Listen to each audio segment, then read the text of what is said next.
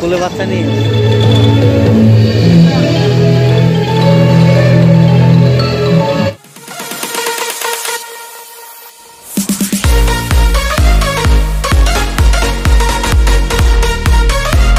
এটা হচ্ছে আমাদের থাকার জায়গা রামপাই কোর্ট। আমরা এখন যাচ্ছি বাতু ক্যাফ না, তো সকালবেলা বাতু ক্যাফ দিয়ে শুরু করলাম, তারপরে কেএলসিসি কেএলটা যাবো ইনশাল্লাহ।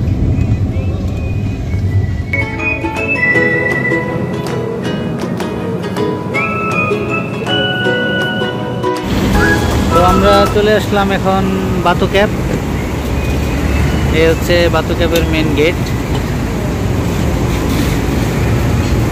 বাতু ক্যাফ টেম্পল। আমরা এখন ভিতরে যাব। মূলত হচ্ছে একটা হিন্দুদের টেম্পল।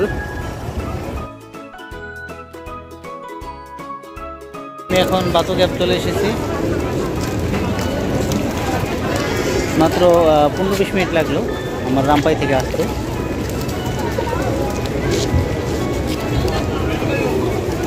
এই হচ্ছে বাতু ক্যাফের মেন ফ্রন্ট ভিউটা।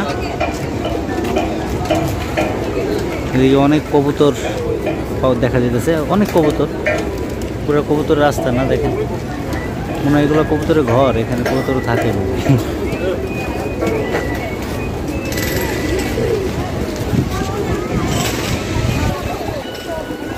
আসো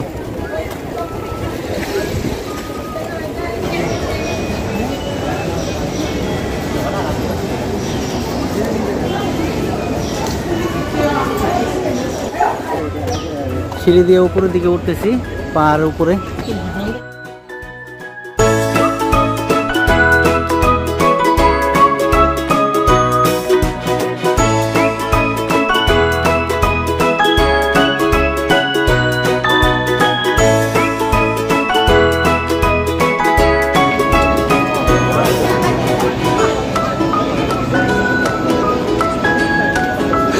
ছবি তোলার জন্য পোজ দিছে মানে।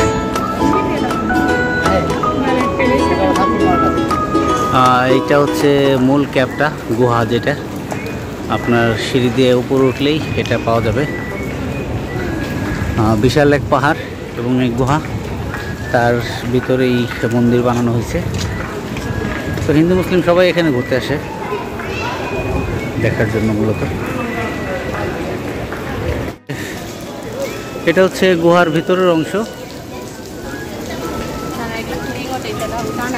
বিভিন্ন দেবদেবীর মূর্তি আছে এবং মন্দিরও আছে ভিতরে একটা।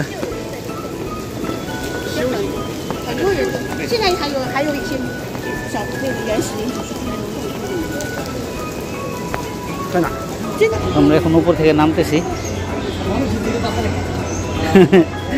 সেই স্পিডে খাইতেছে। 30 সেকেন্ডের ভিতরে কলা শেষ। হ্যাঁ, আর কিছু পাইলেন শেষ।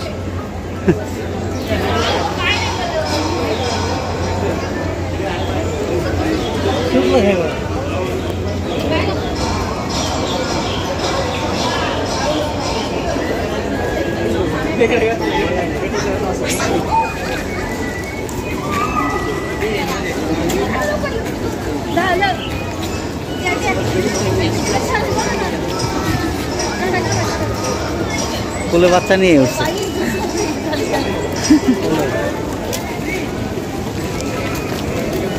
বাচ্চাটা কিভাবে ধরে রাখছে। কবুতর একটু খাবার দেওয়ার সাথে সাথে অনেক কবুতর চলে আসে এখানে। আর এই বাম পাশে হচ্ছে সুন্দর ভিউটা। এই জায়গাটা খুব সুন্দর লাগতেছে। আমার মনে হয় যে এখানে যারা আসবে তারা এই জায়গাটা অবশ্যই একটু দেখে ছবি তোলা উচিত। খুবই সুন্দর একটা জায়গা। এটা হচ্ছে ঝর্ণা।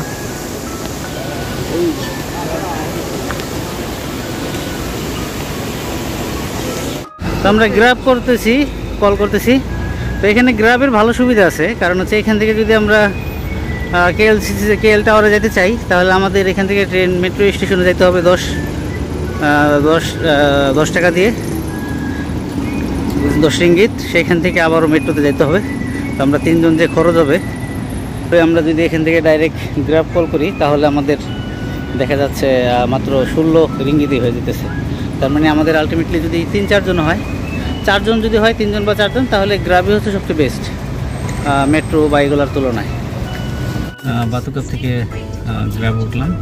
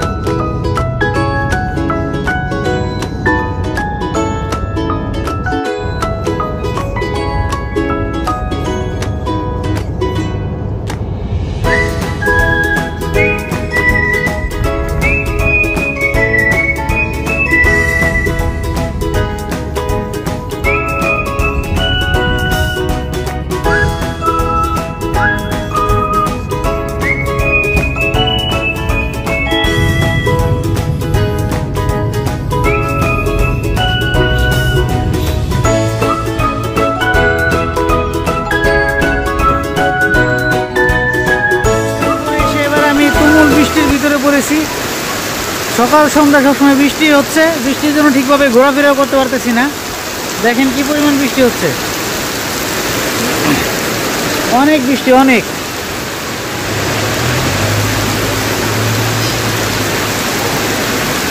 এ হচ্ছে আমাদের বাংলাদেশের অগ্রণী ব্যাংক লিমিটেড ব্রাঞ্চ কুয়ালালামপুর। এই যে হচ্ছে NBL মানি ট্রান্সফার, মানে ন্যাশনাল ব্যাংকের। হ্যাঁ, তো মোটামুটি এটা একটা বাঙালি এরিয়া এবং বাঙালি হোটেল সমস্ত কিছু। এখানে আসলে মনে হবে যে আরেক বাংলাদেশে আছি। হ্যাঁ,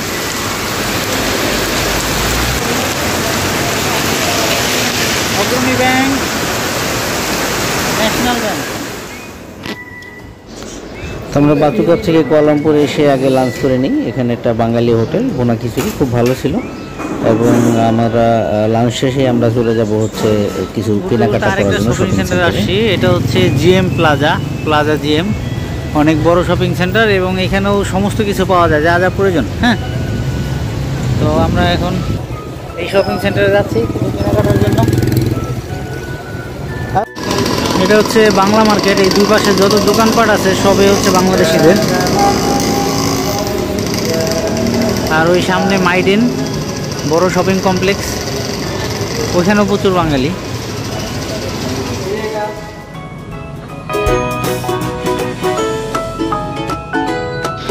তো আমাদের কেনাকাটি মোটামুটি শেষ আলহামদুলিল্লাহ। এখন আমরা যাচ্ছি পেট্রোনাস টাওয়ার, এখানে যেটাকে আমরা KLCC টাওয়ার নামে চিনি।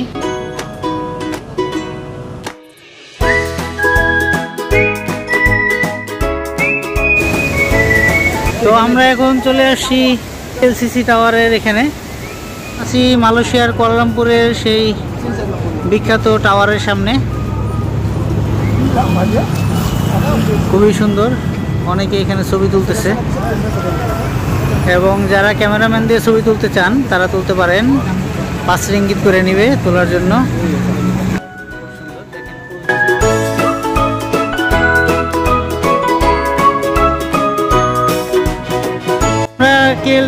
KLCC টাওয়ারের পিছন দিকে আসছি।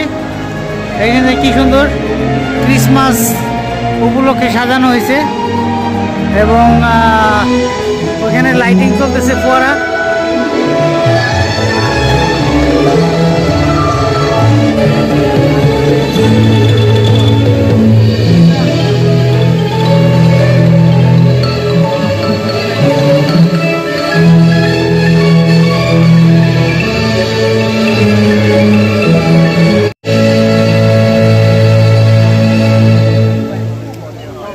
হচ্ছে KLCC টাওয়ারের পিছন সাইড, KLCC পার্কের পাশে।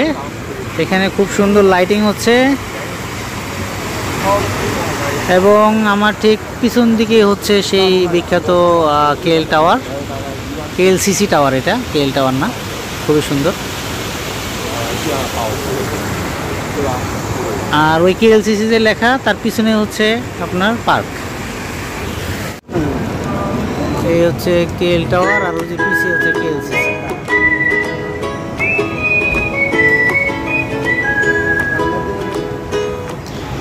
তো এখন রাত 10টা, আমাদেরকে ব্যাক করতে হবে।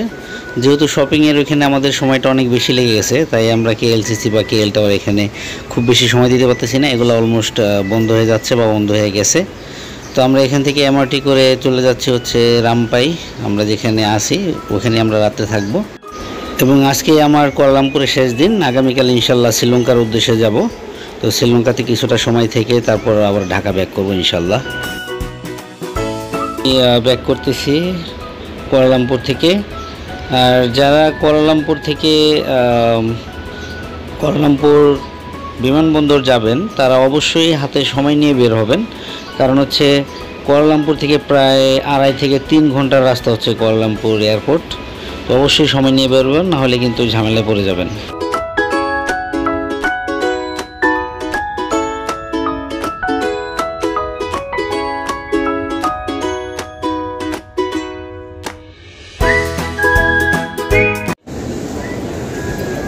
তো আমি এখন আছি Kuala Lumpur international airport. Sri Lankan air বোর্ডিংয়ের জন্য ওয়েট করতেছি। মোটামুটি ব্যাক এখন 11টা, 11:30 বাজে। তো আমার ফ্লাইট হচ্ছে 2টায়, যথেষ্ট সময় আছে। এটা হচ্ছে শ্রীলঙ্কান এয়ারলাইন্সের বোর্ডিংয়ের সিরিয়াল। আপনার এই টার্মিনাল ঢুকলে একদম লাস্ট মাথায় শ্রীলঙ্কান এয়ারলাইন্সের বোর্ডিংয়ের কাউন্টারটা।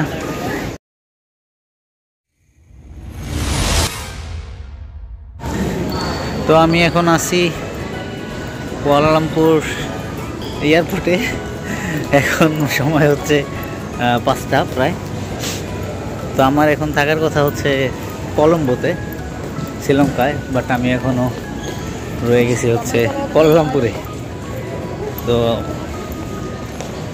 মানে খারাপটাকে ভালো লাগানোর চেষ্টা করতেছি।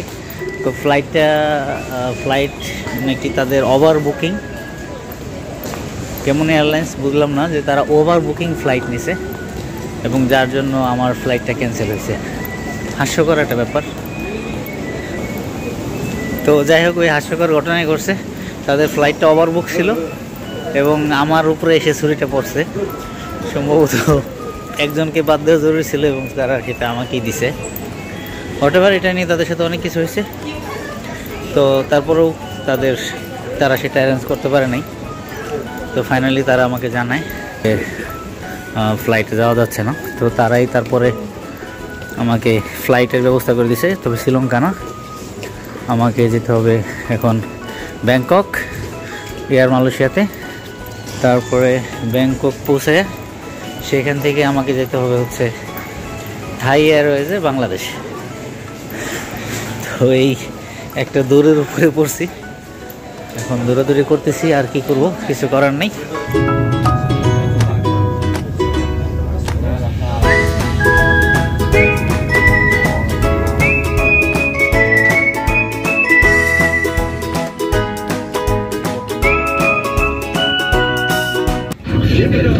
So please, for your safety, everything's back the way we like to get. If there's a drop in cabin pressure, an oxygen mask will not.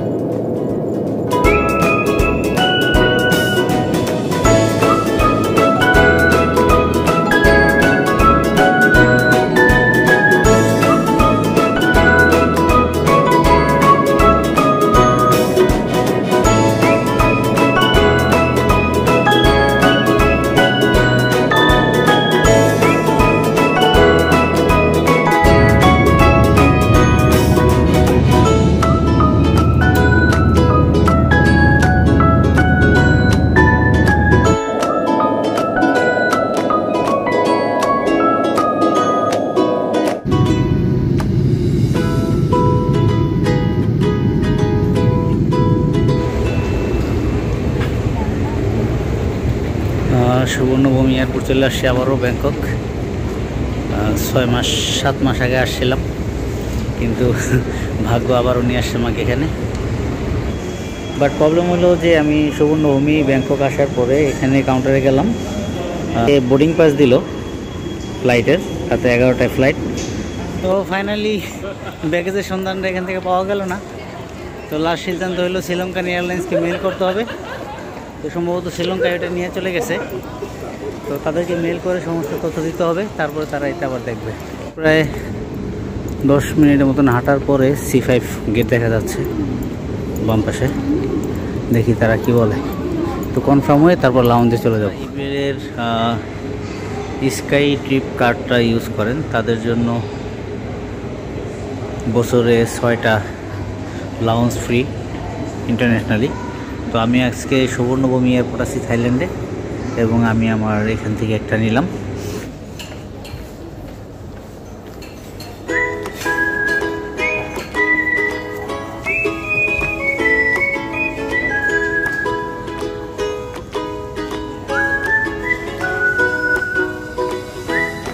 আলহামদুলিল্লাহ খুব সুন্দর একটা সুবিধা, যেটা আমাদেরকে যারা আমরা ট্যুর করি বা আমরা বিভিন্ন জায়গায় যাই তাদের অনেক সুবিধা দেয়। এটা অনেক বড় একটা ফ্যাসিলিটি, এখানে 2 ঘন্টা বা 3 ঘন্টা সময় কাটানো। কারণ আমাদের তো এয়ারপোর্টে চলে আসতে 3 ঘন্টা আগে, বোর্ডিংয়ের টাইম লেট হয়। তো তখন দেখা গেল যে এখানে 3 ঘন্টা সময় কাটানো খুব সুবিধা, মানে রিল্যাক্সে থাকা যায়, চেঞ্জ করা যায় এবং খাওয়া দাওয়াটা সেরে নেওয়া যায়। তো যাই হোক, এই ধরনের ফ্যাসিলিটি যেহেতু সুযোগ আছে, তো সবাই চেষ্টা করবেন নিয়ে নেওয়ার জন্য, তাতে অনেকটা উপকার হবে।